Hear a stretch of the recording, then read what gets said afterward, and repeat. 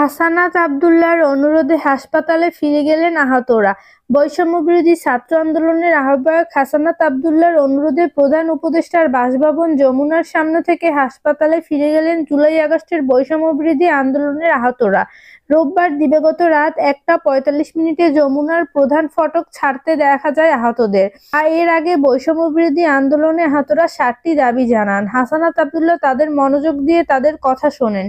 তিনি আহতদের দাবির সঙ্গে একাত্মতা প্রকাশ করেন, পাশাপাশি প্রতিটি দাবির বিষয় বিশ্লেষণ করেন।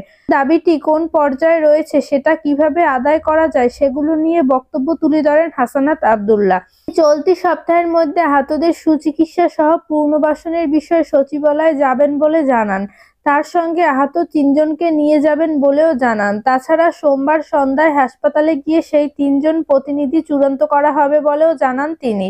এর আগে রোববার দিবাগত রাত 12টার দিকে পুলিশের ব্যারিকেড ভেঙে যমুনার সামনে অবস্থান নেন আহতরা। এর কয়েক মিনিট পরই তাদের সঙ্গে কথা বলতে সেখানে উপস্থিত হন বৈষম্যবিরোধী ছাত্র আন্দোলনের আহ্বায়ক হাসানাত আব্দুল্লাহ। তবে আহতরা তার সঙ্গে কথা বলতে প্রথমে রাজি হয়নি।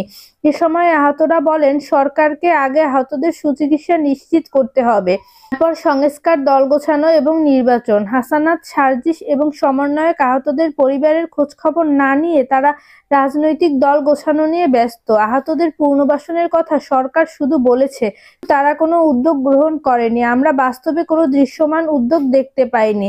এদিকে আহতদের উদ্দেশ্যে বৈষম্যবিরোধী ছাত্র আন্দোলনের আহ্বায়ক হাসানাত আব্দুল্লাহ বলেন, বৈষম্যবিরোধী ছাত্র আন্দোলনে আহতদের সুচিকিৎসা দেওয়া হয়নি, সরকারের ব্যর্থতা। এজন্য সরকার আমাদের পদ্ধতি দায়ী, সচিবালয় দায়ী, মামলায় দায়ী। যারা আহতদের বলেছে তাদের আমরা সুচিকিৎসা দিতে পারিনি, এজন্য আমি নিজেই ব্যথিত।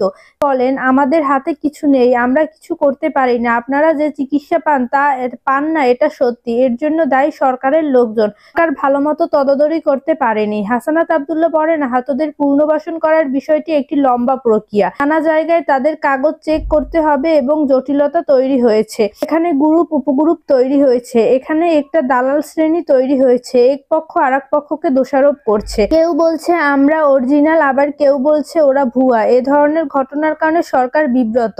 অবিলম্বে যারা আহত তাদের সুচিকিৎসার জন্য যা যা করা দরকার তা দ্রুত সময়ের মধ্যে করবে।